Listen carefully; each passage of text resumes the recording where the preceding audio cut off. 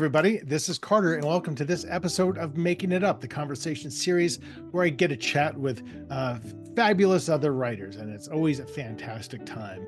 Before we kick off and get into this week's guest, I just want to remind you that my company, Unbound Writer, offers one-on-one writing coaching with me, in-person writing retreats in Boulder, Colorado, and we're soon going to be launching online classes. In fact, I just recorded my first online class on the psychology of writing.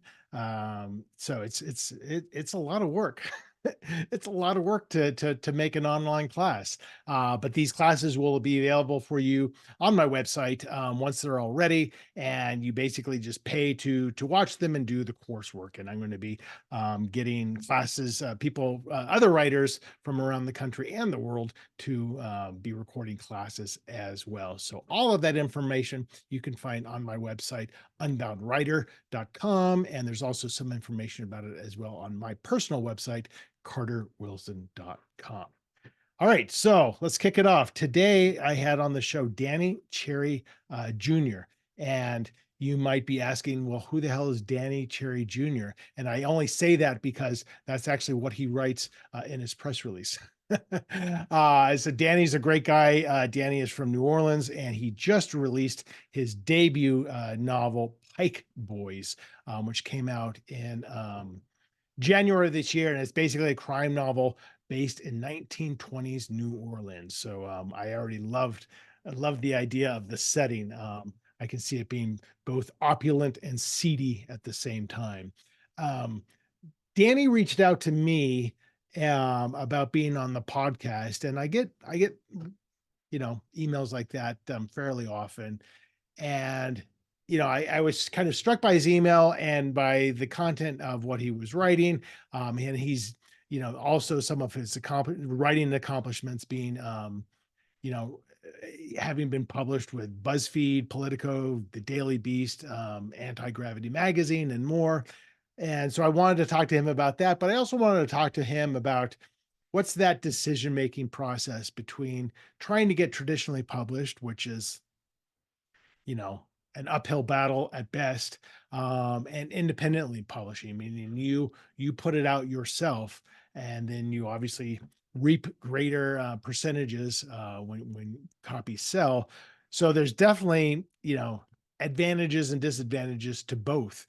And I've never been independently published. So I was really curious to talk to him about, like, okay, walk me through this process and, what's the end result of it all? Have you been happy with it? And it sounds like he has been very happy with it. It's gotten some great reviews. And one thing that struck me the most was just, coming to the subject of confidence.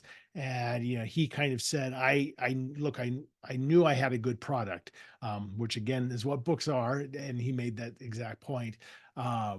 So I knew it was ready to be published. And so why don't I just do it myself? And I love that.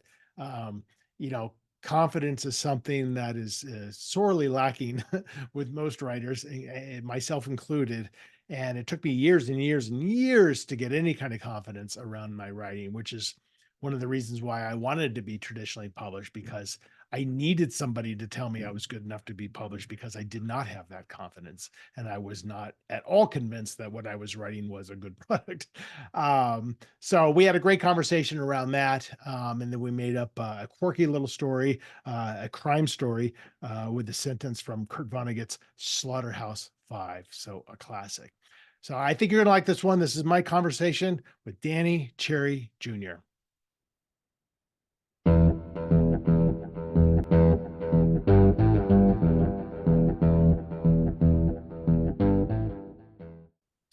Yeah, I think that's it's one thing that I, in my classes and stuff, then in my coaching that I teach, is like, you got to figure that shit out. You got to, like, if you have decided that writing is something that's a passion of yours, you have to prioritize it. And, you have a day job, you've got kids, you've got a whole full life, take 1 hour out of that day and write instead of watching TV at night or whatever it is. Yeah. But a lot of people struggle with it. But I think the people who really find the passion for it, they're like, no, it's like working out. This is a priority for me. I don't know Yeah. if you felt the same way. No, I definitely agree. I definitely had to So I'll give you an example. I used to be a huge sports fan. I feel like I don't get to watch any live sports anymore because it's like Yeah. I have to prioritize my family. I got all this other stuff, and it's like, I mean, I get more enrichment from watching. I'm sorry, from writing than I do watching the Pelicans lose. Or the Right. Saints. Well, and So if you also, I mean, if you're a person who follows multiple different sports, then it's like yeah, untenable. The only thing I follow is the NFL. So it's like that's, I mean, it's a lot, but it's manageable. If you're yeah. following basketball or baseball or something where there's just so, or hockey, so many games, it's your life is consumed by it.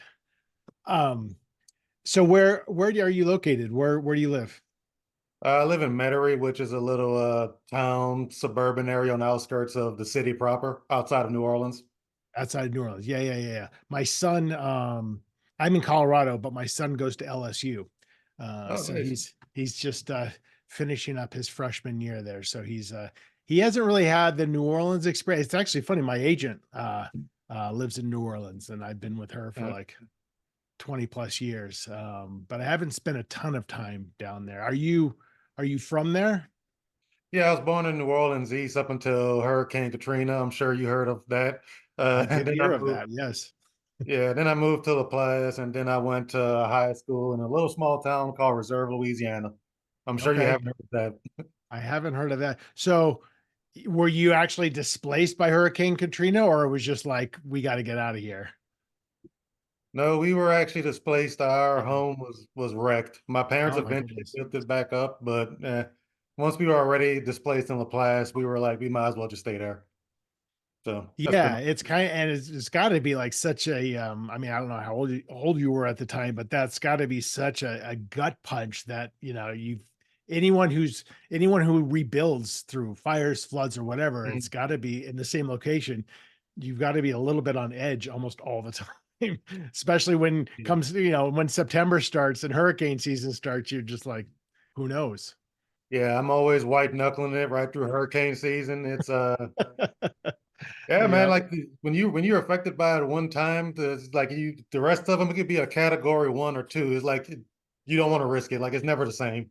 right. Totally. I mean, I remember I lived in Miami when I was in my early 20s for a couple years, but I Mm, just rented and I had almost nothing. So, mm, I was excited to buy hurricane season because I'm like, I don't care. This sounds like an adventure. But uh-huh, once you're invested in a real home and they're in real possessions, it's and obviously all the neighbors and the family who go through the same thing, that's pretty mm. devastating. So growing up, I'm just curious where, one of the main parts of this podcast is just kind of talking about almost like an origin story. Like, how do writers become writers with all the things, with all the struggles and challenges Uh-huh. writing contains, and all the other things you can do for way more money? Yeah. you know so it usually all starts with it's because it's exciting and it's inventive and imaginative. Mm. So it's got to start from there. But do you have memories as even a kid, like feeling a pull towards the arts at all? Oh yeah, like my uncle and even other people in my family too, they remind me that when I was a kid, I used to constantly talk about wanting to be a writer, specifically a comic book writer. And Wow. And you probably don't remember talking about that.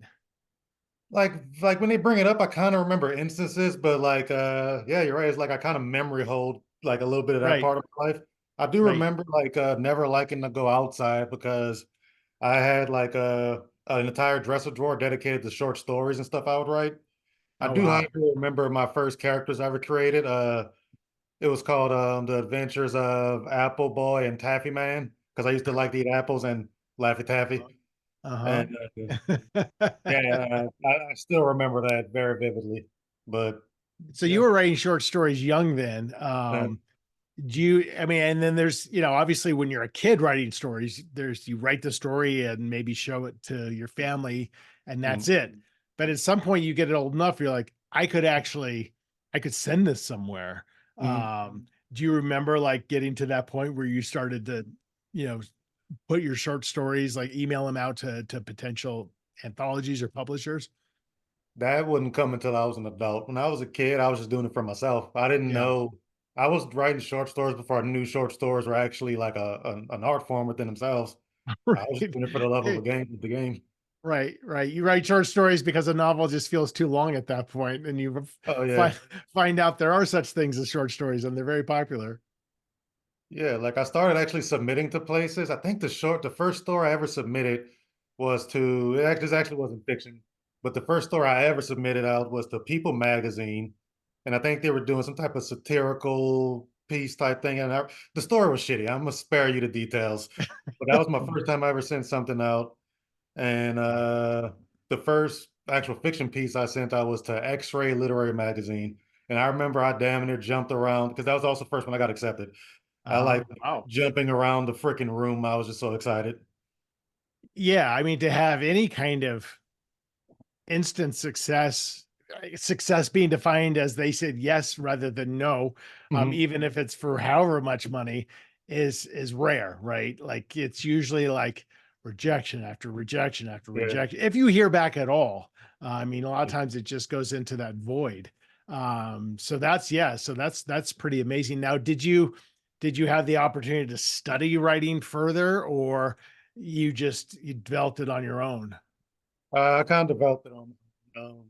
So in college, I studied occupational safety and health, Okay. and I also went to grad school to get an MBA because I watched Wolf of Wall Street one too many times, and I wanted to be Right. finance and tech bro. I could And sell those penny stocks yeah, and have that I, big yacht. yeah, like in hindsight, stupid decision. Anyway, but while I was in grad school, it also kind of like gave me time to learn the craft of writing. Because also to some extent, I was biding my time until I realized what the hell I wanted to do with my life, Right, and I just started looking up books in my school library. Like one, I think it's called The Art of Fiction, and that book was like open up the floodgates for me because it showed me that this isn't some magical trick that people are doing. Like there's actual a science, there's a craft to it, and I right, studied that book front to back several times when I was supposed to be doing homework, right, and right. there, yeah, it Yeah, was. totally. Like for me, that was Stephen King's book on writing. Mhm, And it's the kind of thing, and it's, as you mature as a writer, you obviously develop your own voice and your own, mhm, path through it. But you do kind of fight against, or I fight against the idea of like, hey, here's the science of writing. And I mhm. do believe you're right. I think there is absolutely things you can do to enhance your craft. But I also think a lot of it's just self-discovery. Like Yeah. I remember thinking like, finding my voice, if you can ever define that moment where you find your voice. To me, it was like starting to write in first person present tense, Mhm, which I did with my fifth published novel. And mhm. I feel like, wow, that's where I finally found my voice. But it took, four other Yeah. novels and then three unpublished novels to get Mhm, to that point. mhm. So yeah, but I think when you read those books, it also makes you feel like, oh, this is a real thing. Like Yeah. people learn this and people study this, and I'm not Yeah. alone and I'm not crazy. Yeah. Um, but I would say, it's interesting about your MBA, and I would suggest, because I have a business background, Uh, I think that's really helpful once you start navigating the publishing industry, because it mhm. makes you curious about it, and it makes you kind of try to understand it the best you can, rather than this being this unknowable thing. Have you been able to apply any of your degrees to your writing at all? Oh, well, the undergrad degree, occupational safety, no, that's a very Right. specific degree for an Yeah. highly specific narrow field.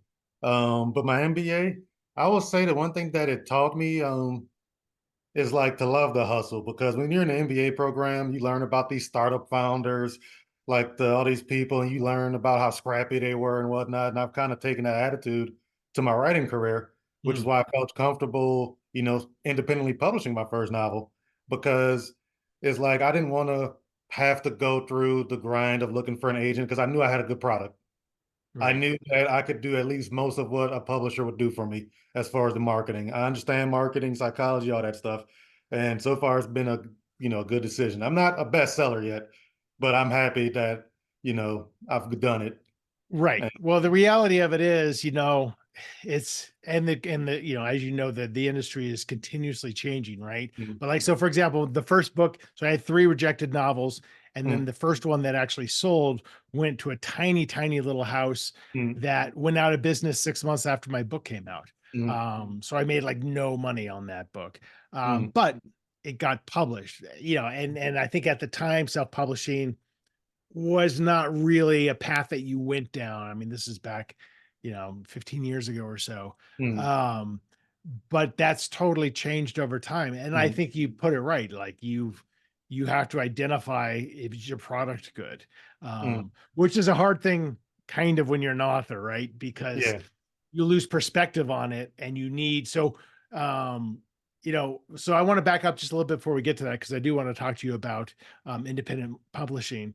Mm, At what point, so you get your degrees, you're mm. you're working with OSHA. I don't know who you're working with. And you're at what point are you just like, I'm ready to write a novel? So the novel actually came when I was in undergrad. I was flirting with the idea of getting back into writing because I stopped for a while. In Yeah, high school, I wanted to start socializing and playing sports and going to parties and whatnot. So I of put course. the notebooks to the side for a long time up until I got to college. I met this woman that was going to become my wife, Yeah. and she was the one that actually got me back into writing.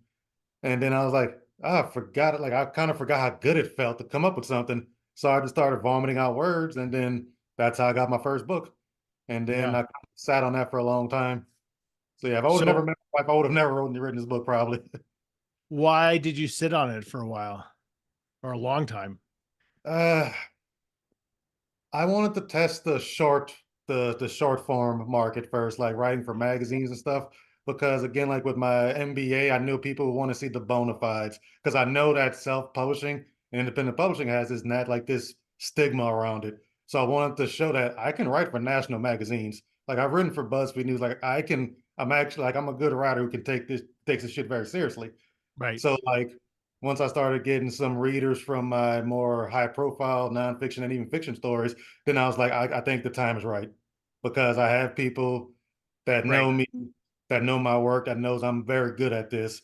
So Right. then when I came out with the book, I already had people who were waiting for it. I had people who were willing to be ARC readers. I wasn't building up from the ground floor because I already did the hard part. So Right. I just wanted to make sure that one, I understood the industry. So I wanted to take those years to understand how the industry works, because at the time when I finished it, I knew nothing about what the hell an ARC was. I didn't Right. know how to, even solicit an agent. So I'm happy I sat on it for a while. Yeah. Yeah, Yeah. for sure. How did you, you know, when you broke into national magazines, were you writing things from a place of, you know, what you were already doing with your day job, or how did you break? Because that's for somebody who's not like kind of a journalist by trade, that's a hard thing to break into. So how did you find success there? Um, So my first professional large profile piece was with Buzzfeed News, and I kind of realized from fiddling around with blogging, um, that my voice was is that I'm good at social critique. So Mhm. whenever I was trying to figure out where I wanted my lane to be, I zeroed in on that. And my first piece, I'm sorry if you hear squeaking. My dog is playing with a toy. Oh, Uh, I can't hear it. That mine's probably going to be barking on the other side of this door any second. So okay, yeah. So if you ever see me look off screen, he's my anyway. worries. Hey, stop it. Anyway, so yeah, I knew that my voice was powerful enough to talk about politics and social stuff. So then I just started sending out, a blitz of pitches to different magazines. Okay. And BuzzFeed was the first one to get back to me, which is funny because they accepted the pitch, then they rejected it when they said a Huh. staff writer was going to write about the same story. And then Oh, like you just 24 gave them hours, the idea basically for free. yeah. And at first I thought that was happening. I was like, oh, this is kind of fucked up. Excuse my language. I don't know if I'm allowed No, to. you're good. But then they came back 24 hours later, like, oh, actually, we need this piece, and can you have it ready for Monday? And I was like, shit, yeah, I can. Yeah, I'll do it. Yeah, I Wow. got barely any sleep from Thursday to Sunday night. I Right. turned in at midnight. Right. Well, that's awesome because yeah, then you have those credentials that you can build on with other magazines first of all, and then moving Yeah. on to other things. Um, so how much time are we talking about between when you wrote this book and then how long you sat on it for before you started to do something with it? Okay, so I started. writing it when I was about 19. I wrapped it up when I was done with grad school, which would have been 23. So I Mhm. sat on it for 4 years. Yeah, yeah. So at 27 is when I started sending it out to a Okay. developmental editor, and then it gets published this year. So about a Okay. decade from cradle to grave. Yeah, yeah, yeah, yeah. But yeah, but I was curious about just because if it was a really long time, like, Mm. you go back and look at it and like, okay, this doesn't fit the market anymore, or like, yeah, I've changed so much that I don't like it. There's all those Oh considerations. yeah. But having 4 years is not, I said that almost sounds like a healthy amount of time to actually but did you go back? You said you worked with the developmental editor, but was it a pretty big edit that you went through after those 4 years? Um, it actually wasn't much. When I talked to the editor, he straight up told me on our Zoom call, he was like, he doesn't say this often, but he's like, this is a like I don't have to change much. Like obviously he had notes, like I had to restructure certain parts, but he's like, this is really good. So that made me feel good that my writing still held up because usually your first book isn't your best book or whatever people say. No. Yeah. So the No, fact it's that it usually held far up, from it. yes, the fact that it held up over years, that made me feel even more confident about getting it published.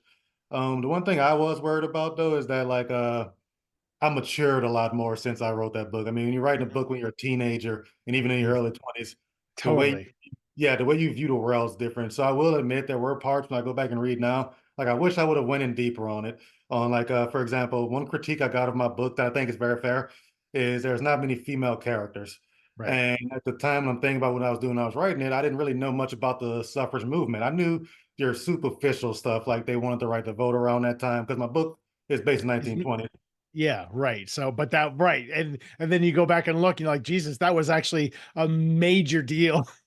Yeah. The suffrage movement and prohibition, just these major, major, social things happening. But yeah, so that's a fair point. But that's a Yeah. very for a teenager, just the idea of writing historical fiction.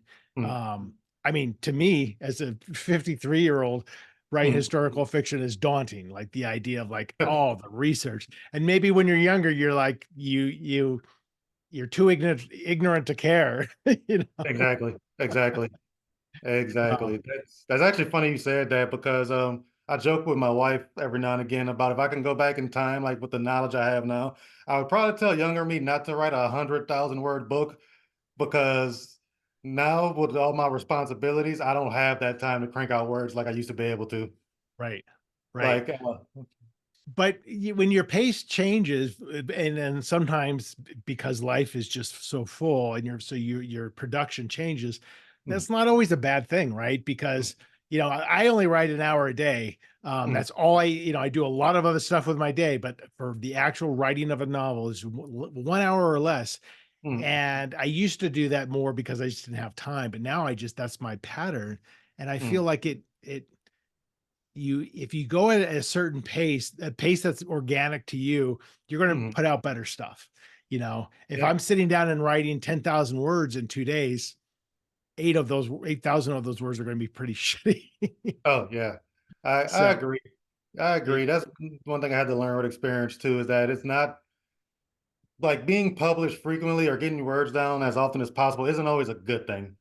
right, Like, because I kind of had to learn that because, like I alluded to, I started out blogging, in my adult life in order to like refine my voice, and it took me writing a whole bunch of bad shit right. for an older guy who's also was blogging at the time to tell me, like quantity isn't always better than quality. He phrased it a Yeah, little bit different because he came from a journalistic background. And I right. kind of think about it. I was like, nah, I want my name online as much as possible. I got to feed the algorithm. And then after a while, I realized, oh shit, like when I sit a piece down for a week and I go back to it, I'm like, oh, this actually wasn't ready to be published, Right. So I agree with And you. once it's out there, it's out there. Yeah. Which is what's kind of scary. So, but the other thing I admire about you is your confidence, because I remember when I started writing out of the blue. So I had zero background in it, outside of business writing. Mm, And so I'm like, I have to find an agent. Of course, I didn't even know what an agent was, and I had mm, researched all that. And I needed that to be traditionally published because I didn't have any confidence. I needed Mm, somebody to tell me that it was good enough to be published. mm, And suffered from that lack of confidence for for years and years and years. But I love the attitude of just kind of like, look, I know it's a good product, which is really mm. all the good and timely are kind of, yeah, and timely you can't control. Yeah, But those are kind of the two things. yeah, Um, and I probably another advantage of waiting a little bit is, and I want to kind of talk about independent publishing now. You know, if I were doing it, I would look at like, if I'm going to do this, I'm going to do this right, which means I'm right, going to throw money at it. right, So you got to make sure you've saved up to do it. Because if you right, just do Amazon ebook only, zero marketing, you're just throwing pebbles into the Grand Canyon. Like, what's the point? You're just right, lost. So what was right. your, so you get all the, you do your work with your developmental editor, which is also not cheap. Um, and you feel like you're ready to go. What's the path? Ooh, okay. So I get my edits back. It takes me like a few months to go through them between my day job and also like it was a lot of like also some high level stuff like maybe reframe this scene this way, that way. So I wanted to take my time with it. But my next step after that was I was looking for a cover artist designer. And also Mhm. while doing that, I was looking at videos on how to market a book. I even looked at several videos on just marketing psychology in general. Right, Uh, um, and from there, I just started blasting out emails and messages on Facebook and Goodreads to people who could potentially be reviewers. So that when it right, came time for me to put the book out in the world, I had some reviews. So that timeline, oof, I don't remember. It probably overall was about a year because I was also looking for a new job at the time. I had a lot going right, on. right. So But at no point were you just like, well, let me start shopping agents first, just see what happens. You were kind of sounds like from you when you even started this whole process of writing the book, this was the way that you wanted to do it. yeah, yeah. When I came up with the idea, I had the kind of like unearned confidence a young man has at the time, which I still Right. like years later, I still But there's felt such an that way. advantage to that, man. I'm telling you. I mean, you don't want to, you don't want to be confidently ignorant, but to at least even project confidence, it just makes all the difference in the world. Yeah, and so there was like this small period of time while I was still having the plans to get independently published, where I was just like, let me just. It doesn't take much to send out a query letter. Let me just look up some people, send that out into the world, see who gets back to me, and then after like a month or so of vetting, or however long it was to get back the rejections or whatever, I was like, I don't. Because then I started thinking about, okay, I get an agent, but they still have to sell the book. Right. And then like that's gonna be however long. And I was like, yeah, fuck this. I'm gonna just I can figure this out. Right. Yeah, totally. And it's, like we were saying earlier, the landscape's totally changing. But whatever you do in this industry, you have to do it not with caution necessarily, but with at least the full knowledge of, kind of like your blogs, once it's out there, it's out there. Mm, And whatever impression it makes is kind of irreversible. And so mm, and I look back, for example, on my first few, I was lucky to get an agent with my first book, but as I mentioned, my first three didn't sell. I look back on that first book, I'm like, thank God. mm, Because I don't think that was ready, mm, and even though it was enough to get an agent. And so you just never know. But then if you do go the traditional route eventually, they can look at your sales. They can see like, well, how well did this do, right. and that kind of a thing. But it sounds like it's been a real positive experience for you so far.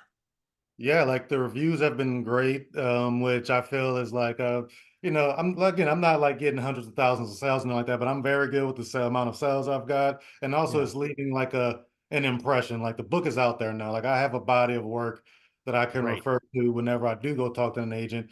Now what I worry about is though, because I've on some blog I read, somebody was saying that whenever they self-published their book and then they wanted to get their next book traditionally published, the agent went back and said, "Oh, well, how many of the first book did you sell?" And it's like that's one thing I'm worried about is that like I have a good book, I know the book is good, it's like I'll say that all day to the day I die. It's just that if they're worried about sales and whatnot, then I don't know if I'm there with it. So that's my one fear about later going back and get traditionally published. Yeah, it's such a weird thing, and there's no formula to it at all.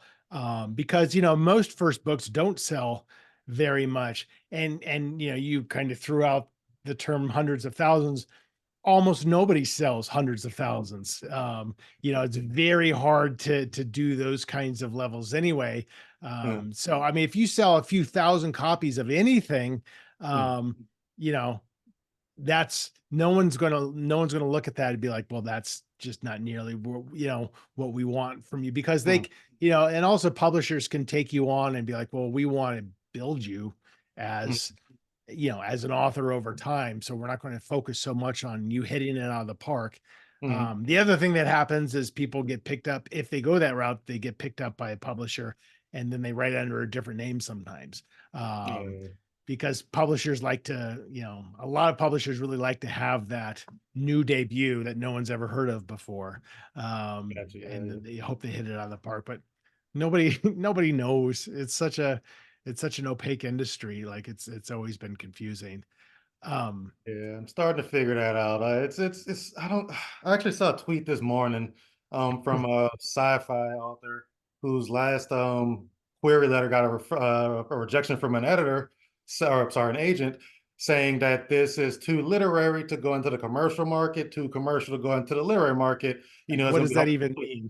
Yeah, and for me, it's like because I another way I taught myself how to write was watching television. Like if you read Of my books, course, hundred uh percent.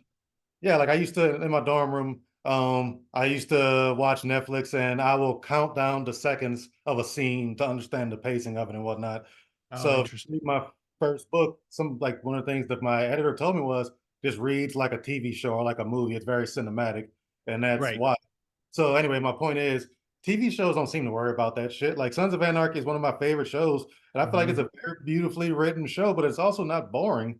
Like not to say that lyric fiction is boring. That's not what I'm getting at, but like it's like I feel like people try to make these hard lines between what is art and what is commercial or thriller or whatever. Like, why can't a book just be a good book? Yeah, I totally know what you mean. It's really interesting you bring that up, because I mean, and when I sit down to write, I write for myself. I'm like, I'm not Yeah. thinking about the market. I'm like, this is the story I want to tell. I have no idea if it's any good, but Mm, it entertains me. And writing is so hard that if I didn't do what entertained me, then there'd be no joy in it. But I'm also with you. I very much get influenced by TV, and I write very cinematically, I think, which lends itself to mystery thrillers quite a bit because yeah. of that pacing thing that you mentioned.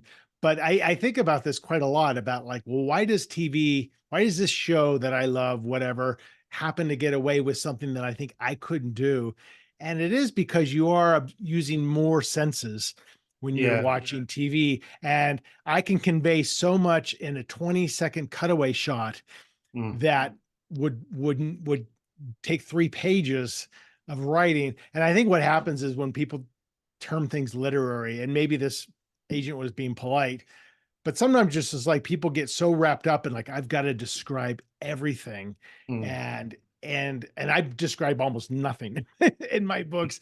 But then all of a sudden you have pages of like talking about just the setting, and it just slows it down. And I think if you're writing a thriller or a mystery and you do that, then it's kind of, maybe they'll call it a little bit too literary. But you know, mm, if it works, it works. And if it doesn't, it doesn't. And I think yeah. agents and editors know that. And, but, because I know people who also have written and they can't put it in a genre, but then they sell and it sells great Yeah. because it's unique and it's different.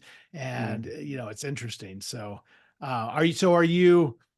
so you've gone through this launch. It was January, right? yes. So that's exciting. Um, and then you get to the point where you're like, all right, I don't really know what else to do with this. there's Yeah. only there's only so much I can do. So then what's the next step? Writing the next novel, writing like supporting this book more, or So I've kind of like I'm not gonna say I've put this book on the back burner. I'm gonna start ramping up my promo again. Um, but some advice I got from independent author group I'm on Facebook is the best way to market your first book is write the second one, and then absolutely. because they said that like what happens is people go get your first book, they love it, and then they're like, "What's next?" And then now they have to wait a long time for the next one, and then you They kind of forget about you. yeah. So now I'm trying to churn out my second book because I do get that logic because as a reader, when I find an author I love, that's the first thing I do is I go see what their next book is. Right. So like Right. I get the logic now. So I'm working on my second book, but I'm also working on a horror novella because Oh, there's a I don't want to jinx it because they still have to accept it, but there's an editor that wants to see it. So I'm trying to get that finished. And while that's going through the process, I'm gonna go back to my second book, yeah. which Eh, I have the plot for, but I need to actually write it. Yeah, that's well, having the plot is a that's a big, I mean, I've never plotted in my life. So like to Mm, me, like that would be so exciting. Like this is the story. Now I just have to write it. Um, yeah. but you're right in terms of you got to stay relevant. And I mean, I find my ninth book comes out next Tuesday, and I find like just with like maybe the last two books, I'm starting to see like more people, Mm, become fans and looking for my, but it took all those books just to get to a base of people, of mm, readership. I mean, it's crazy. I mean, that's publishing a book every year to 18 months for 10 years almost. mm, And, it takes a while, but I don't think people appreciate that. It's like, you yeah. know, you have 10 books out there and people are like, yeah, well, I've never heard of this person. Well, I know because there's so many other books that I'm competing with. Right. So Right. it's pretty crazy. Is the book that you've plotted out, is it related to your debut or is it a standalone? Oh no, it's related to the debut because I've been getting like such good like responses and reviews, and like my marketing campaign got a lot of impressions. I did it with damn, I want to give them a shout out out there. Oh, crimefictionlovers.com, and it got a Mhm. lot of traction on their website and their blogs and whatnot. So people are loving the idea and the concept and whatnot. So I want to strike while the what's what I'm looking for, the iron's hot or whatever the term Yeah, is, yeah, yeah. because I feel like I got like another year before people just forget about, they're like, who the hell is Danny Cherry? Right, right, Then move on right. to the next person. And so now, so are you going back to the 20s and 30s on this as well? Yes, this book takes place actually just a few months after the end of what happens with the first book. I'm trying to make it like a family drama saga, and I'm Right, trying to have right, it wrapped up in ooh, I probably shouldn't say this. I'm going to have it wrapped up in X amount of books. So it's going to be like an entire right, right, right. A saga. series. Yeah, yeah. Yeah. So, and then it's interesting now that you're approaching this second related book in the same time period, you know, quite some time since you wrote that first one. And you Yeah. kind of even said, like, I wish I had done a couple things differently. Do you have a different mindset about approaching, like, for example, just research now? Or are you going to try to make it be a lot more, very similar to that first book in terms of the amount of research it contains? So thankfully, I'm a bit of a history nerd. So I Okay. got the baseline stuff down. I'm much more knowledgeable about the politics of the era and the nuances and whatnot than I was when I started the first one. So like I'm actually going in, pretty well prepared for the second one. So I'm actually not Got it. concerned. It's just I Right. need to figure out the fine details, like the proper name of the candlestick phones they had back then, like Right. this. Right. And this is all New Orleans, right? Yeah, that's another benefit. Is like I live in the area, like, Right. and done a great job of keeping up with the French Quarter. That if Yeah. I ever have trouble describing an area, I can just go drive around Walk there down there. or walk around Right. there. That's awesome. That's awesome. Well, listen, Danny, we're going to wrap up. Before we do, we're going to get to the storytelling part of our show where we're going Ooh, to make up. This is the fun part. So we're going to pick a random book and a random page, and I'm okay, going to find a sentence. I'm going to read that sentence. And then that's the first sentence in maybe a 2-minute long short story. So I'll read that sentence. You give me a sentence or two that happens next.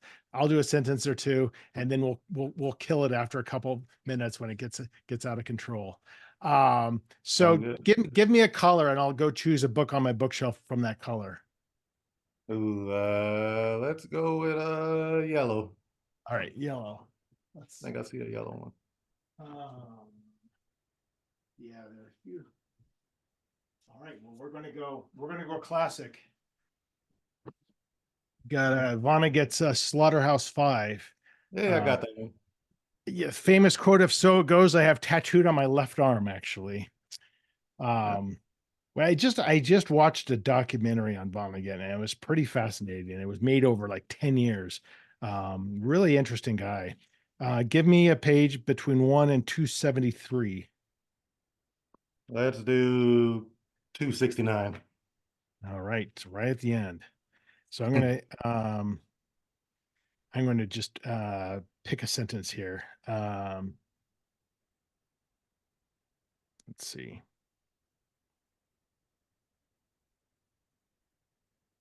All right, I'm just going to read this very short sentence. When we took off, there was no talk of fastening seatbelts. We were in a hurry to get away from the man that was chasing us.